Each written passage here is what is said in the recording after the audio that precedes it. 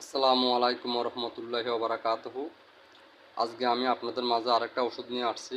সেই ওষুধটা দেখা যায় যে আছে এখন অনেকজনের বাত ব্যথা, বিভিন্ন রকমের ব্যথার মাধ্যমে কষ্ট পাইতে আছে। বিভিন্ন রকমের ব্যথা কেউ মেরুদণ্ডের ব্যথা, কেউ কোমরে ব্যথা, কেউ হাতে ব্যথা, কেউ পায়ে ব্যথা, কেউ কেউ হাতের আঙ্গুলের ব্যথা, কেউ পায়ের আঙ্গুলের ব্যথা।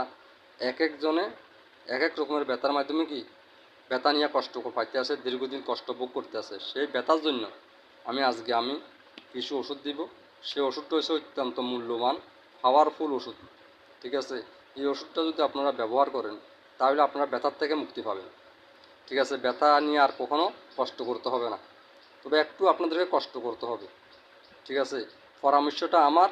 ঠিক আছে, কষ্টটা আপনাদের এবং টাকাটা আপনাদের। ঠিক আছে, আমি যে ওষুধগুলোর কথা বলবো সেই ওষুধটা আপনারা কোথায় পাবেন? বাজমারার দোকানে বা মুদি দোকানে সেই ওষুধগুলো পাবেন। ওষুধটা হচ্ছে আপনার, মনে করেন আপনার 20 টাকার বা 25 টাকার লবঙ্গ নেবেন।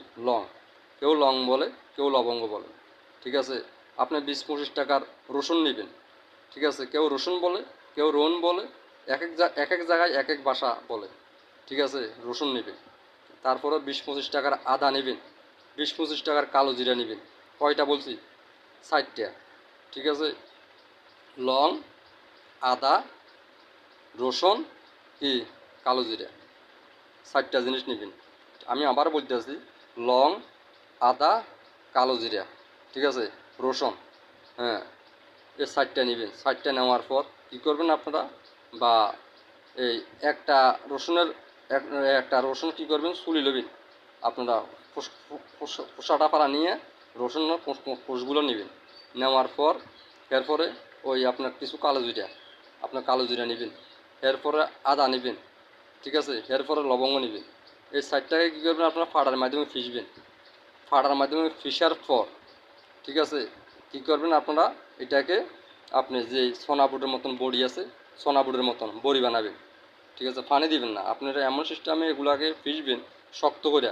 শক্ত যেন পানি দিবেন না, পানি ছাড়া পিষবেন। পিষার পর একবার আটার মতন করে ফেলবেন। আটার মতন করে ফেলে, বুঝতে পারছেন? হ্যাঁ, আপনি কী করবেন? এগুলাকে সোনাবুটের মতন বড়ি বানাবেন। সোনাবুটের মতন বড়ি বানাইয়া কী করবেন? আপনারা রোদে শুকাবেন। রোদে শুকাই এই সিস্টেমে আপনি কী করবেন? মনে করেন 30টা কিংবা 60টা, যদি ব্যথা বেশি হয় তাহলে 60টা বড়ি বানাবেন। 60টা বড়ি বানাবেন 30 দিনের জন্য। হ্যাঁ, সকাল বিকাল 2টা খাবেন। সকাল বিকাল 2টা।